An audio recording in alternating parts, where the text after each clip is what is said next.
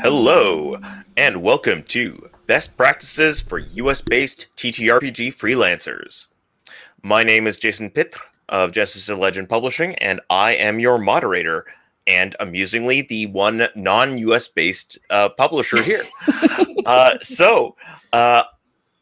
I will pass things off for introductions. So, Misha, why don't you introduce yourself? Hi, I'm Misha B. I'm PG Gameworks on Twitter. I'm an editor. I'm a writer. I freelance for most of those things, but also I do work from the publishing side with New Agenda Publishing. So I have a little insight from that side of things. But yeah, it's fun to be here. I wish it were in person, but at least I get to see some of my favorite faces. So fantastic. So, Karen. Hello, I'm Karen Twelfths. My pronouns are she, her. I freelance as a copy editor for a couple different small to mid-sized press publishers and private clients. And I also teach improv, and I wrote Improv for Gamers, which I would love to say is like out now, but it's not anymore. It finished its print run. But I did write a book. It was very exciting. That's me. Perfect. How did I do? Great. Jen. I'm Jenn Martin, she, her pronouns. You can find me on Twitter at 10penjen. I have done proofreading and editing, and I also work as the production manager for Bully Pulpit Games. Excellent. And technically James Mendez, but Mendez Hodes. You're muted. You're muted. We cannot hear you. Oh, I didn't say anything interesting. Oh, okay. That was good. I'm Mendez. He, him pronouns. I'm a writer, editor, designer, and cultural consultant. I guess these days mostly a cultural consultant. You can find me on the internet at jamesmendezhodes.com, on Twitter at Lula Vampiro, and stuff I made that maybe you heard of was I do cultural consulting on Magic cards. I do a lot of those. Jackbox games. Fiasco. Yeah, Fiasco, yeah. And then as a designer, various things such as Avatar Legends, the Avatar The Last Airbender, and Legend of Korra role-playing game. Yeah. Well, and you have strong opinions about orcs, but... Yeah, also, I'm really into orcs, you guys. Really into orcs. So, on the topic of bloodthirsty monsters, let's talk about freelancing. Each of you have experience in different areas of the industry, from writing to editing, proofreading, cultural consulting, project managing. So,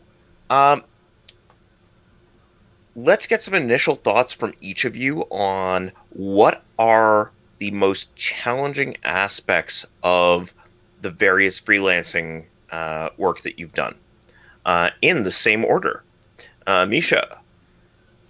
Challenging, for me at least, keeping track of things. So I use a combination of, I have a separate bank account and a separate email address for getting everything and corralling everything so that people who are trying to contact me about work stuff are on this email. Everybody else is on this email, which helps a lot. Keeps you from losing stuff and having to look through 6 different email accounts. Same with the money. If you have a PayPal address that's linked to that work email address, you can then track it down for your taxes easier later, when people have paid you and when you have paid people. So yeah, that's my biggest thing, is if you silo it as much as possible so that all of your working eggs are in one basket, metaphorically. Excellent. Karen. I would say it's important to be really clear with the client what level of edit you're doing and what they expect, because this can, there's so many different things that a game can need, and so it's really you want to make it really clear when you're brought onto the project what it is that what role you're fulfilling, so that you don't have kind of a mix of expectations. Either they're like, whoa, you're way more hands-on than I expected you to be. I just thought you'd find some typos. Or, they kind of want you to be their babysitter and their best friend. And and like coax the project through, and you're like, I'm just doing this for the money. So like you want to make sure that you're both like at the same level of engagement in terms of like what is the work that you're doing for them. All right, Jen. I think for me at first, it was definitely just getting the work, right? That was challenging, because it's not like you can just go to some TTRPG job board, right? You kind of have to be connected to people and stuff like that. And you know, once you start doing jobs and you do a good job, it's easier to get jobs after that. But that first initial hump was pretty challenging for me. For me, it's poverty. Poverty's very frustrating. And has been a big part of my process, shall we say, as a freelancer.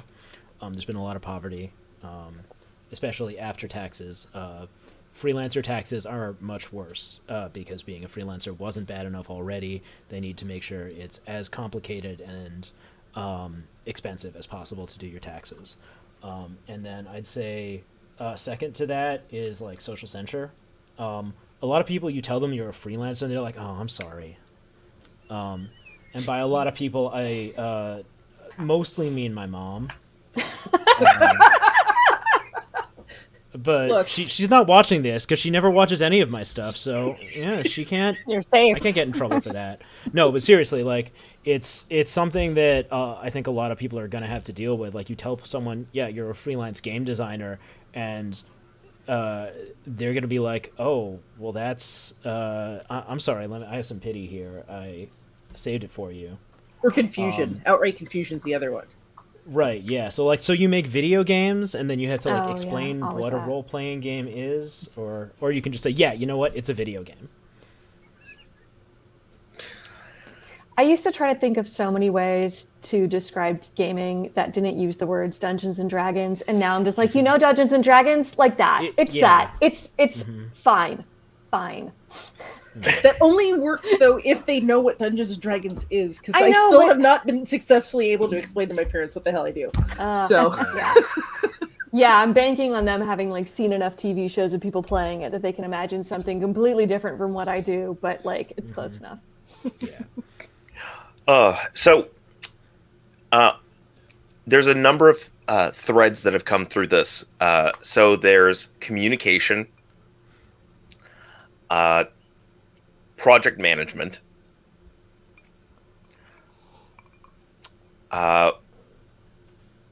soliciting work, and surviving while you're doing all of these things. So just clarification, Mendez, are you talking about poverty pre-job or poverty post-job because the wages are terrible, or both? Some of both. This year I reached an important milestone, which is I actually had taxes to pay. That was an important breakthrough for me. Another important milestone, I wrote something that my mom understood. So it's getting better. It's getting better on various different fronts. But for a while there, I didn't think I was going to make it. And it came down to just like there was one year in which everything managed to turn around. But if it hadn't, then I don't know where I'd be right now. But yeah, that was both like pre-getting the jobs and then for a couple of years post-getting the jobs because of stuff like taxes, and also because like there were all these new kinds of financial literacy that I found out that I didn't have, that I needed to learn from like generous friends. So like yeah, there were a few years when I wouldn't have made it if it hadn't been for other people who were like supporting me, like telling me the stuff that I didn't know and backing me up. And if that hadn't happened, if I hadn't had like outside like community support from like various different angles, like I wouldn't be here to talk about this. So for the benefit of the people watching, what are some of those key lessons?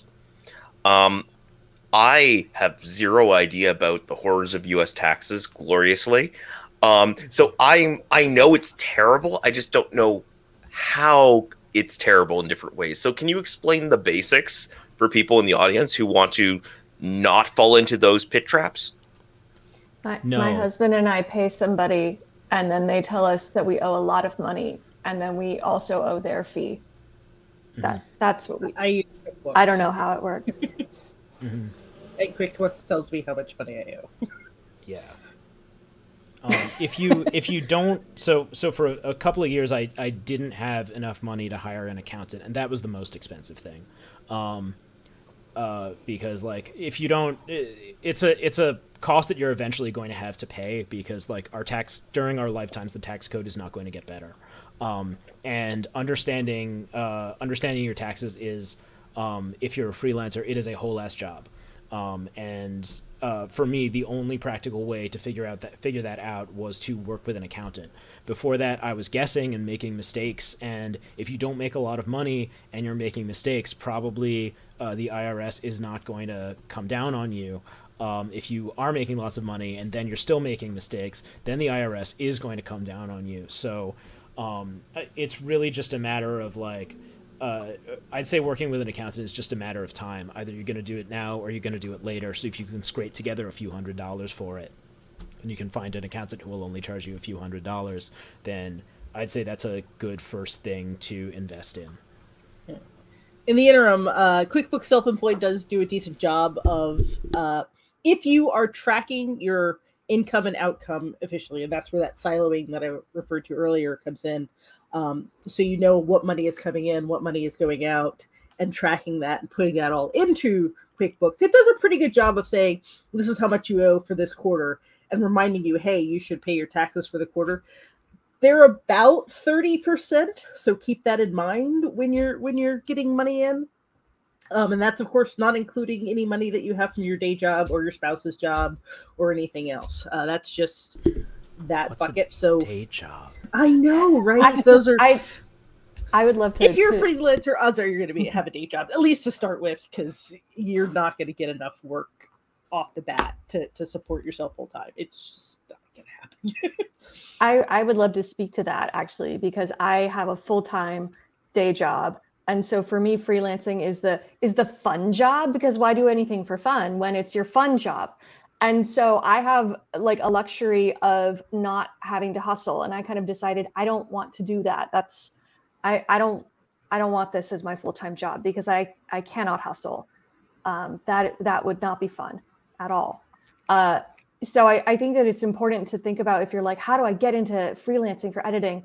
Like, step one, have some other form of income to like get you started, because it is going to be a lot of work to make enough jobs. And I've been doing this for over 10 years, and it's only now, like in the last year or two, that I have people kind of contacting me out of the blue and saying, hey, I saw your name on this game, and would you edit my stuff? And like, it took that long because I didn't hustle, because I'm lazy. And maybe I could have done that a little bit more, but like, I'm very comfortable just doing this on the side. And so it's important when you think about that, is like, you need to decide, is this going to be your side fun job or your full-time, possibly more stressful job? Because you have to keep tabs of a lot of stuff then.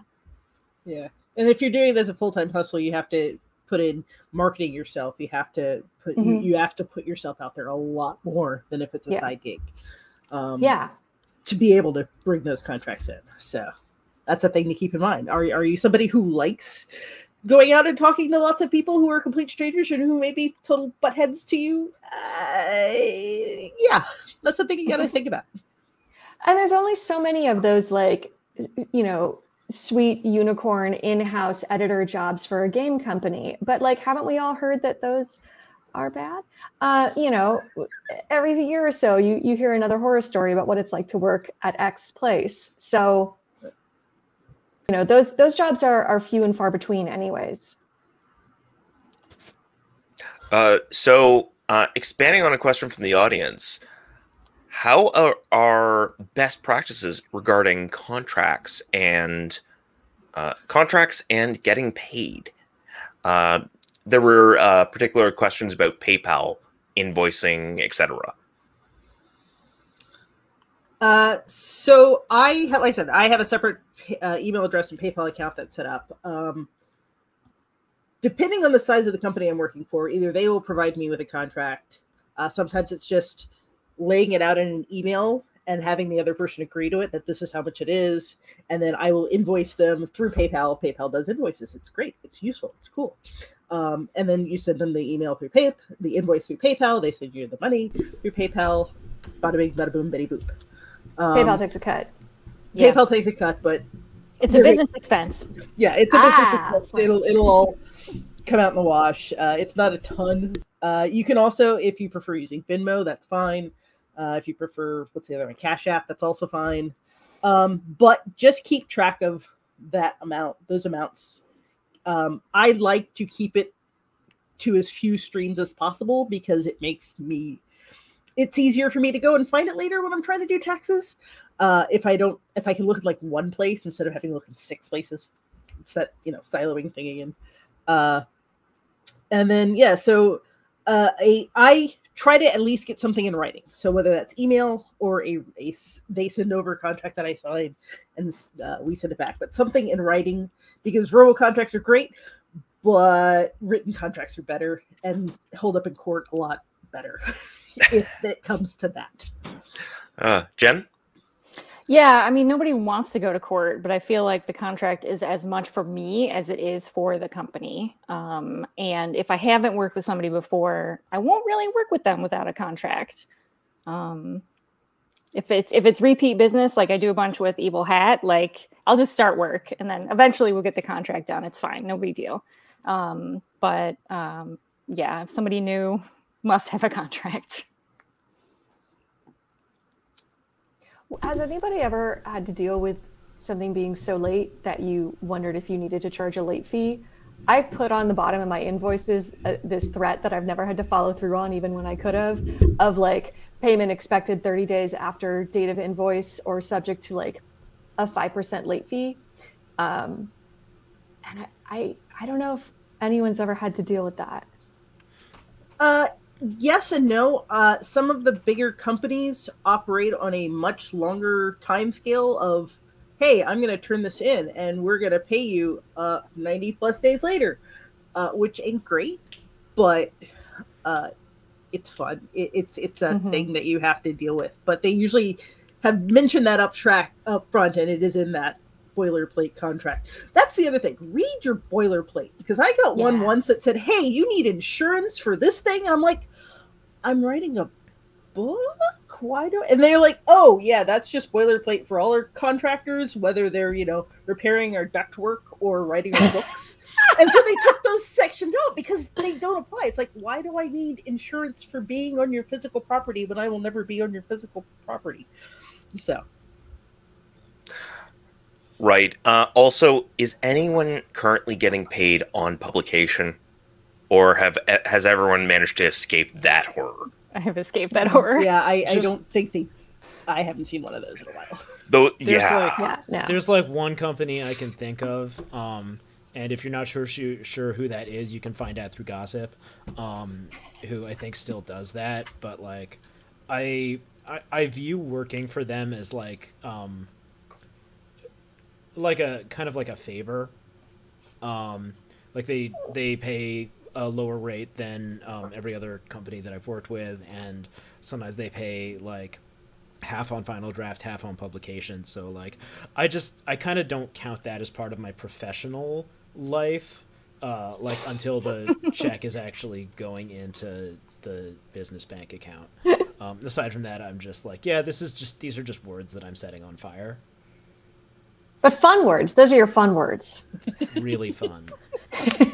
And just for folks in the audience, pay on publication means we write the words, then 3 years later, the publisher manages to run a Kickstarter, raise enough money, and then 2 years after that, they actually print the book, and you get paid 5 years after you've done the work. Or sometimes, if your contract is bad, and you miss that one line because the contract is like 50 pages of tiny text, if they don't publish it, they don't have to pay you that last bit. Mm-hmm. Also, there have been yeah, go ahead. There's been reports of writers who've had their words edited down, so the payment per word was on the post edited. Yeah. Oh, that would. These are horror stories. They don't happen that often and don't happen anymore. We hope, but these are horror stories. Mm-hmm. Yeah, Yeah, per word payment that's- is really messy, and like at a certain point, I just use it as a general guideline. And you know, you look at what the word count was when you start, and if they submit new stuff, then you're like, okay, those are new words I'm reading now. But yeah, it's not the word count at the end, because as an editor, your job is to trim out words. So that would be silly. I cut That would be very 5,000 words out of a book one time. I mean, I was editing rules for a card game, and I cut a good quarter of it. So yeah, if they're only getting paid for 3/4 of the finished product, I feel really bad for them. I mean, yeah, Card games I that's- charge by the hour because the word count is so low. And somehow there's a weird tipping point where word count and hourly end up being the same for bigger things. But when it's a small word count, I can still spend a substantial amount of time on something. So with things like card games and board games, that's a pamphlet, I charge by the hour. Because otherwise I'm going to make like $25 for, Yeah. you know, for 4 hours of work. So Yeah. For cultural consulting, I charge by the hour, and I think that's that on its own is one of the things which has made this career viable. Because when I'm doing writing and design, unless I'm like really on top of it, or I just like I love the project so much that every word is easy to write, it is really easy for the project. Even if I liked it at first, to expand and blow past the deadline and fill all the time I have available and more. Hourly work, it's much easier to estimate how much time it's going to take up in my life, and also to estimate whether the project is worth your time. Because figuring out like a per word rate below which it feels like this is a waste of my time, that can be unreliable if you don't know how long it's going to take you to write this paragraph. And I think we've all had the experience of getting to that one paragraph where it's just a few lines and it took you longer than the whole rest of the chapter that you were editing or writing or whatever. But somehow, like, this one paragraph, they managed to fit in, like, so many different kinds of systemic oppression that, like, it took a whole day. Yeah, and then you had to take a couple of breaks to like go outside and yell into a pillow Yeah. a couple of times. Yeah. Oh, we've had those a days. fantastic example of that is actually back cover text. Oh, yeah. Like, oh, that's Where not... the typos live. Yeah, oh. Or front cover text if you really want a fun story. Oh, One of my no. games is fantastic. Yes. Fantasty. Yes, that's it. Oh, nice. Oh. that sounds great. Yeah. So we have another question for Jen and Karen. What advice do you have for getting one's foot in the door to copy edit tabletop games? Jen, why don't you start? Yeah, I mean, I did the thing that you're not supposed to do, which is did a lot of work for almost no money for a friend of mine, right? And it was somebody that I cared a lot for. And in hindsight, I should not have accepted that low paycheck, but I did. And I'm proud of the work, and it sort of got my foot in the door that way. Knowing people helps. Going to cons when they happen helps. Yeah. It really sucks to say you got a network, because I hate that jobs rely on networking, but they do. And I am very thankful for the work that I have gotten through networking and happenstance of meeting somebody. And yeah, I did a couple jobs, very small, for free, to have something, and then started just telling absolutely everybody that I met that I wanted to do more editing. And then eventually, you know, somebody would give me a tiny job, be like, do you want to do this little proofreading for our game? Be like, yes. And you do a good job. That's the important thing, is you have to be good at it. And you do a good job, and then they come back with like a bigger project and a bigger project, and you just have to kind of grind at it that way. But yeah, you need to find a friend to let you do some work for free, which is just like so Yeah. insulting to say. Well, and you That's have to actually- ask for work, right? You Yeah, have to you tell have to people ask. what you want. Nobody's Yeah. gonna say, "Hey, I know nothing about you. Here, work out my game." You know, you have to say, "I want this work. I want to do this thing." Yeah, that's one of a the things I did early was I got like a couple of friends who were writing like their blurbs for their portfolios. It's like, hey, I will edit your thing if you let me use that blurb that you're doing as a for my profile. Or profile. Why do I keep saying profile? Portfolio. And then so like people could see this is how I marked up this thing that this other person wrote. So yeah, it's really good to keep copies of those things for a portfolio so you can have like a before and after of the work and make sure that the author knows that you're going to use that. Because some people have public portfolios, some people you just have a PDF of your samples. All of mine are years old now that I'm thinking about it. All the grammar's outdated. Yeah, the grammar's all old-fashioned. Yes, we all use he or she instead of they. Right. Ooh, we use he. We're progressive. Nominative case after a being verb. No one does that anymore. Yeah, that was before the great comma shift. You know? Look, the Oxford comma lives. Before we get into a debate on that, there was a comment that it was a great stipulation from Karen. Any advice overall on how to decide whether to charge by the hour, page, word, project, migraine? Not the page.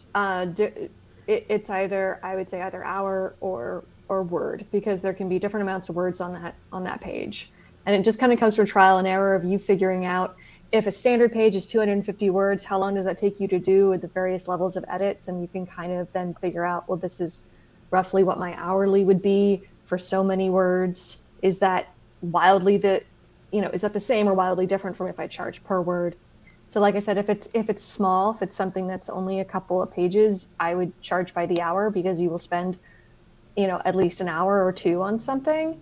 But anything longer than that, I find it easier to do word, also because you'll come back to that, you'll get paid. Like what happens with Evil Hat is, I'll do the edit and like once the, second round or whatever is done, you're like, cool, I'm done with the edit. I would like to get paid now, money please. I get paid. And then there's like, cool, now it's going to layout. Now there's a proofread. Karen, you need to look at the proofing. Like my job actually isn't done. That's all part of the job, but I just wanted the money earlier. I could have waited to the very end, but I didn't have to. So for that reason, I like the by the word, because it's kind of like the whole package of you're going to stick around and possibly have last looks on these things. And if you're constantly billing for, another half hour of stuff, that gets messy. But that's just as a copy editor with different types of jobs, charging by the hour every time they want you to look at something is a good idea. I would say any conceivable chance that you have to do it by the hour, or like depending on the scale of what you're doing, maybe you're doing some kind of work where you charge by the day. It's not that different.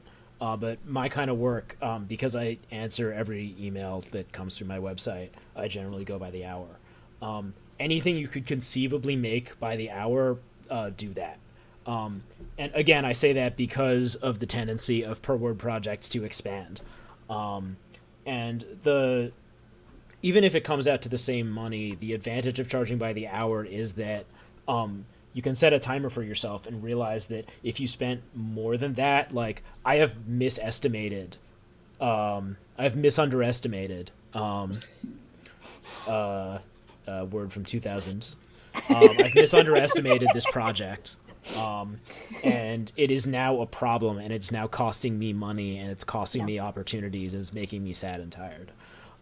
So if you're operating by the word, then not operating by the hour rather, there's a specific point past which it's no longer what you thought it was going to be, and you're over your own personal like time, money, stress budget.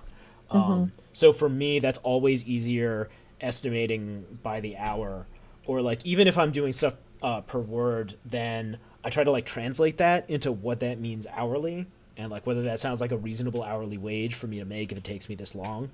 And especially if you're just starting out in the industry, then you can say awesome things, like when you email, if you get a per word rate, then you can email back and say like, hey, I'm new to this and I'm used to jobs which do an hourly rate. About what hourly rate is this per word rate supposed to translate to? And the answer that you get from someone, whether the answer that they give you is like a reasonable and humane answer, that's really useful information for you to know.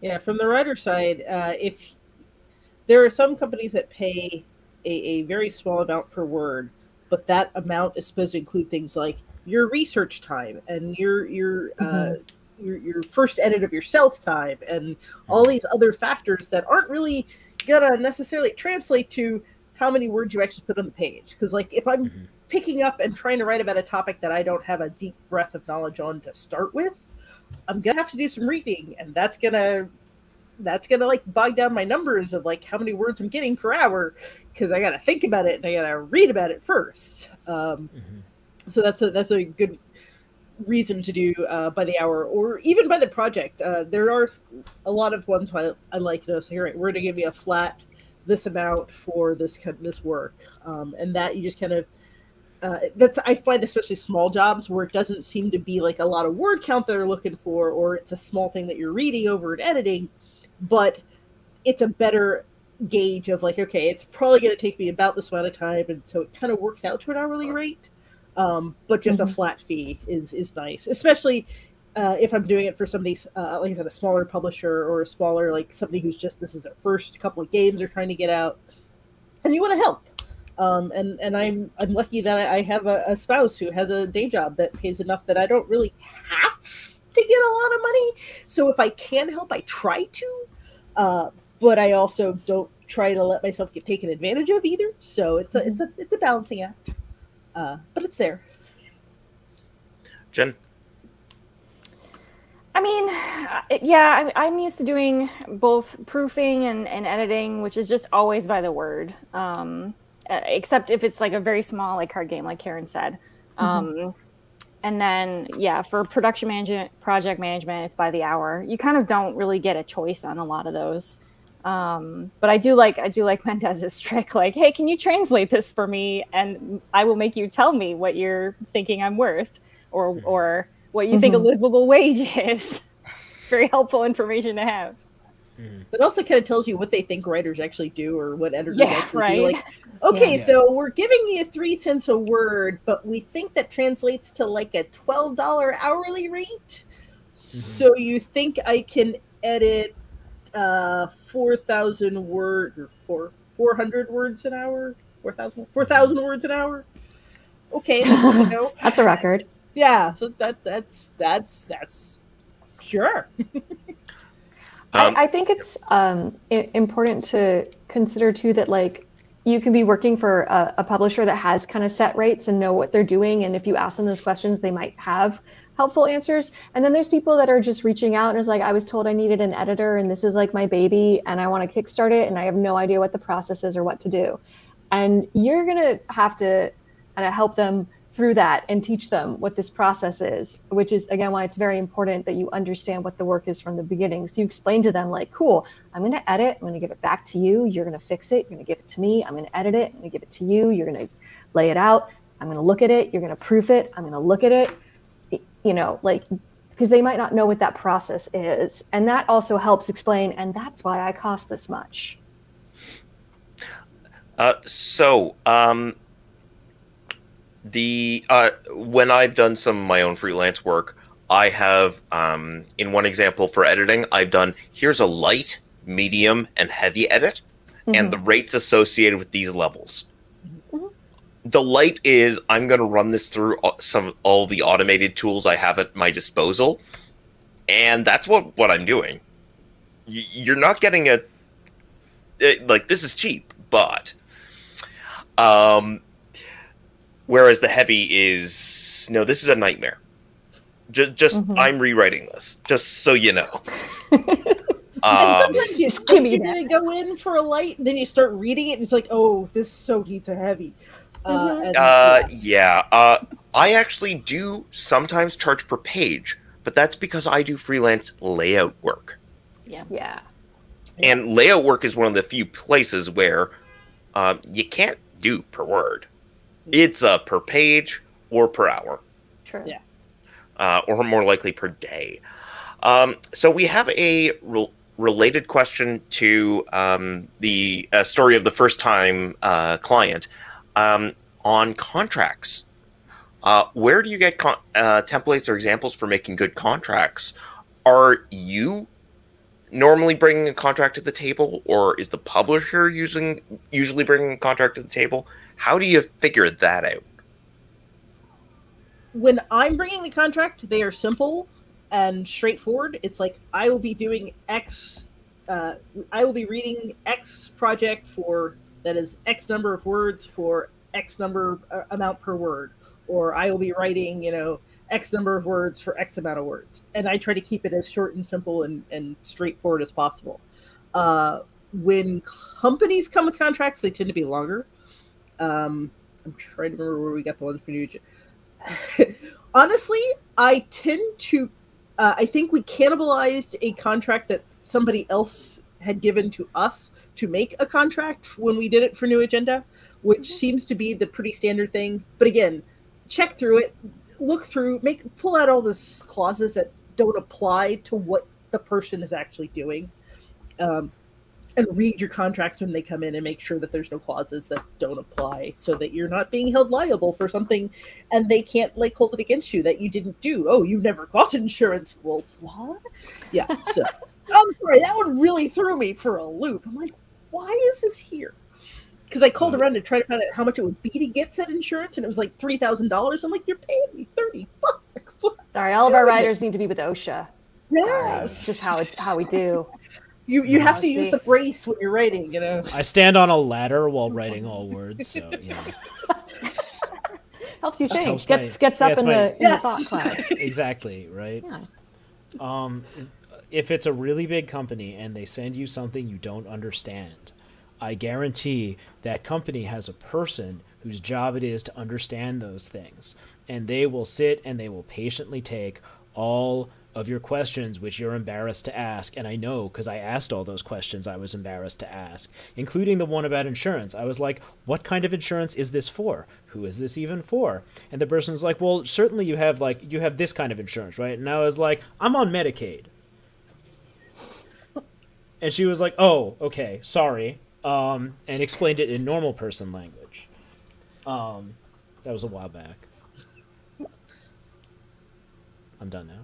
Yeah, so there are big companies do have things like ombudsmen and HR people that if you have a question about the contract, there's usually a contact person written either in the email that they sent the contract to you with that you can then ask these pertinent questions to. If not, if you have access to a brother-in-law who's a lawyer, or a friend of a friend of a friend who's a lawyer and who can give you hey, can I bend your ear for 20 minutes? I'll buy you pizza, kind of thing.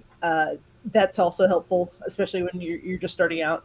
And sometimes just asking other people who have worked for that company in the past and see if they've read through and have asked the same questions that you would ask to them.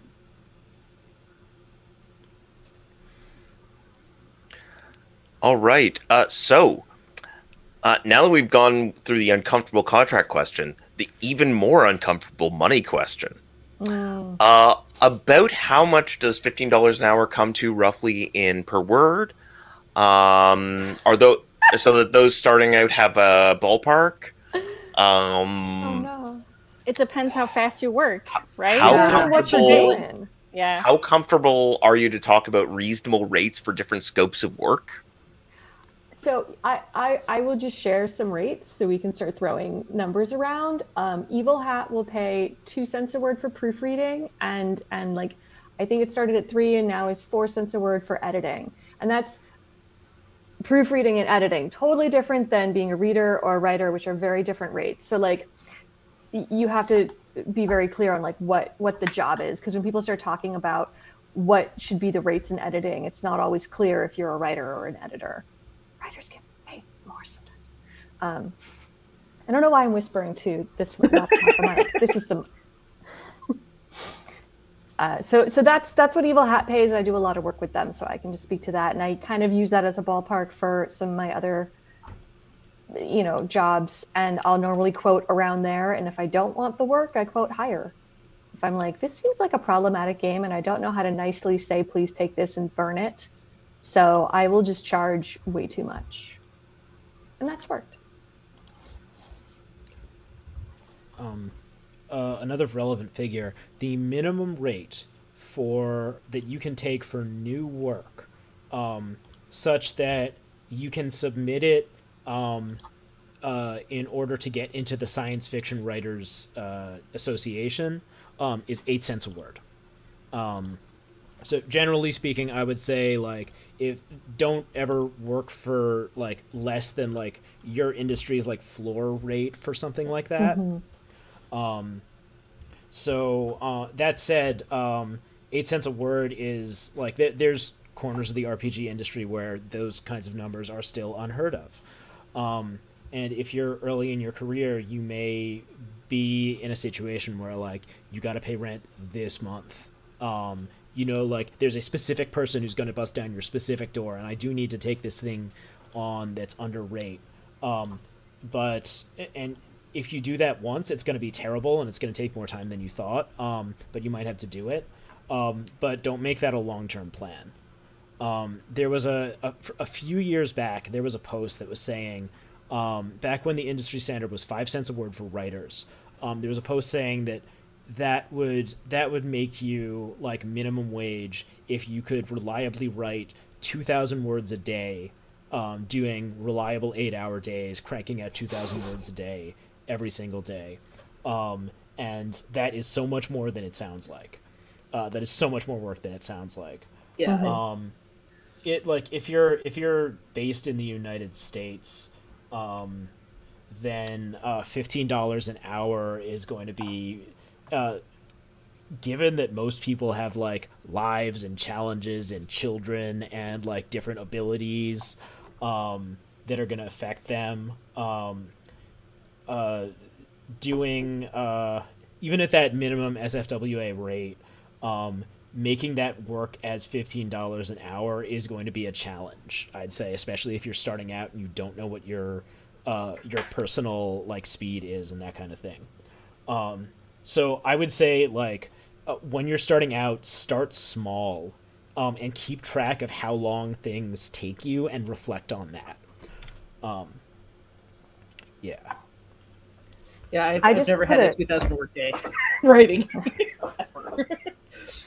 I don't know if somebody on Twitch can share a link. The Editorial Freelancers Association just has a thing about for rates for all different types of editing and proofreading and writing, and whether or not any of that is true, it's a good way to get a feel for things. And obviously all of these things are defined differently, but I found that page helpful also when people were asking like, why do you charge this much? And I'm like, well, if you look at this very professional website that says that I should be charging $60 an hour, I think you're getting a steal. So the other thing I want to mention, sorry. Yeah, I was going to say, there is a People of Color Unified QT POC Standard Requirements doc.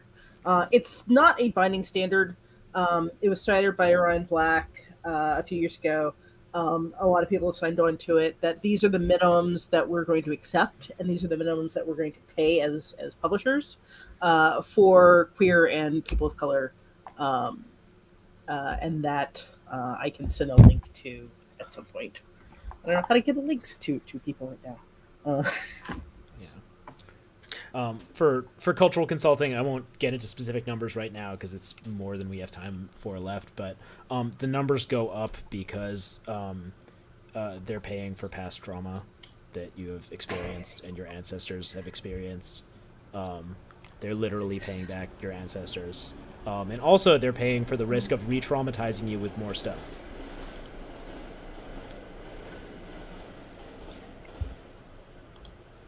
Yeah, it's challenging. Also, the IGDN's coming out with a set of standards and practices with guidance on pay as well, relatively soon. So the other thing I was going to say is that a thing that I don't think is encouraged enough is that you can say no to work just because it's hard to get work, but you can say no to it, and you should say no to it if you can't make the schedule work, if the rate is too low, right?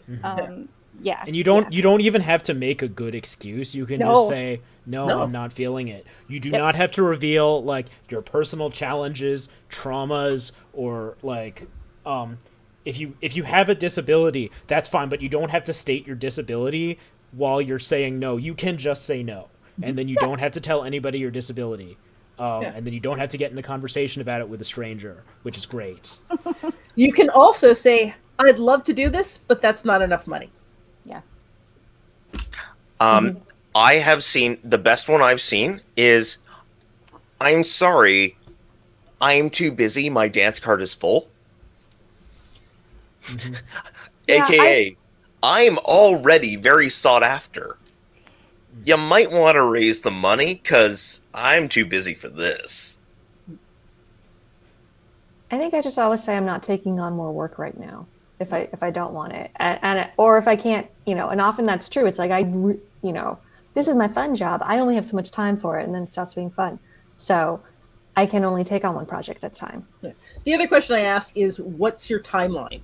Because it might be like, oh, I don't need this for 6 months. Oh, well, okay, I can put this in my queue then, and I'll get to it. But if you need it like the next 2 weeks, sorry, your host.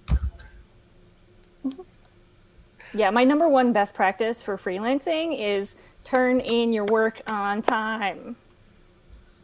Preferably before. This will get you more work, is the thing. Yeah. Also, you can ask for extensions, and like everyone says yes. Yes. Yeah, you can be very Don't wait honest till about after your it's timeline. due to ask for extensions. Correct. Though. Ask for extensions before it's due, please. Because other things are usually writing on it. So, From a publisher perspective, communication is the most important thing. My contracts have a we agree to talk within a 1 week period after the last contact clause. Under normal circumstances, like just saying, hey, can I get another month? So long as the publisher knows that, sure, whatever. I mean, we're having to dodge shipping nightmares, so okay, we can handle another month here. So we're about wrapping up at this point. So where can people find you on the internet? JamesMendezHodes.com and at LulaVampiro on Twitter. If you want to tell me that I'm the real racist, Twitter is a popular place to do that. If you want to like solicit me for work or ask like formal questions about cultural consulting or meet a cultural consultant who's not me from a specific demographic, go to my website and use the form on the cultural consulting page. I'll find you someone, I promise. Jen. Misha, go for it. Too many silences. You can find me on Twitter as BG Gameworks, and my website is blackgirlgameworks.com. New Agenda Publishing is New Agenda Pubs on Twitter. We will hopefully we have the books finally freaking hand. I can get them shipped out soon, which is a whole different kettle of fish. And yeah, that's the best places to find is Twitter. All right, Jen. Yep, on Twitter, I am 10penjen. I also have 10penjen.com. That's where to find me. I'm not on Facebook anymore. Nice. And Karen. K12s on Twitter. Karen12s.com is a very professional looking site. I think there's a form in there somewhere. I don't know. Don't find me. You're not accepting new work at this time. I'm not accepting new work at this time. You can find me on Twitter and TikTok. Oh yeah, I do have one of those. It's weird. Yep. And so thank you all. Head on over to the post-panel Discord channel if you want to talk with our fine panelists some more. Until then, ciao. Peace.